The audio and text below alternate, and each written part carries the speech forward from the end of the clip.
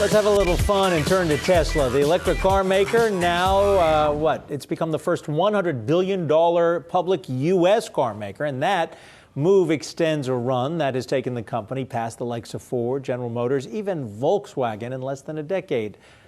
What do you think?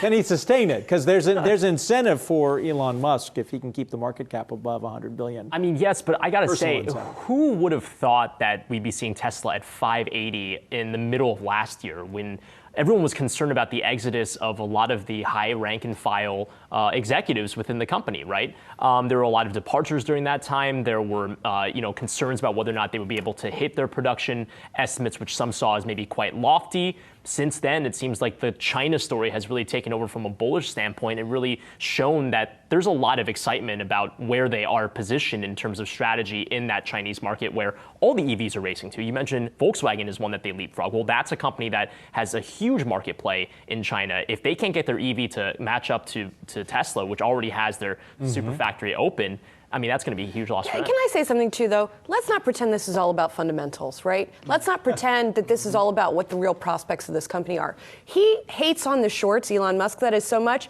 That latest leg up in the stock is because of a short squeeze. If it wasn't for the shorts, who had shorted this company and then got squeezed out as it started to go up and then accelerated that uptick, the stock would not be where it is today. That's what I think. I mean, it's just interesting to see that Tesla, as a company that doesn't produce nearly as many cars as any of the other automakers, and is really just, coasting on its technology at this point. Not even, the fact that the Model 3 or the Model S even hasn't been fully redesigned at this point is bizarre, especially when you take it in terms of a regular automaker. Other automakers would have fully redesigned this vehicle by now, and yet it still sells very well. I think for if I was at Ford right now, or if I was at Volkswagen, I would kind of be, biting my knuckles and thinking, this guy just keeps beating us. Well, those companies, however, it depends how you measure beating, because those companies have the infrastructure and the foundations. Rivian and Ford,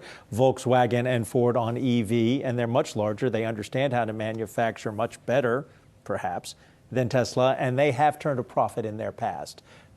Tesla and Mr. Musk aren't really consistent in that. No, to Julie's point, though, the short squeeze is definitely a big portion of it. It's almost like a pressure valve, right? You had all that pressure, but then it is a fundamental story, though, I think, that triggered it, yes, that ultimately undid the valve that allowed the stock to just go higher from for there. sure. So. It's a combination. Hey, investors, Zach Guzman here. Are you interested in learning more about the markets and getting the latest financial news? Well, then click right here to subscribe to our Yahoo Finance YouTube channel. Get the latest up-to-the-minute market analysis, big interviews in the world of finance, and information on how to manage your money every day wherever you are.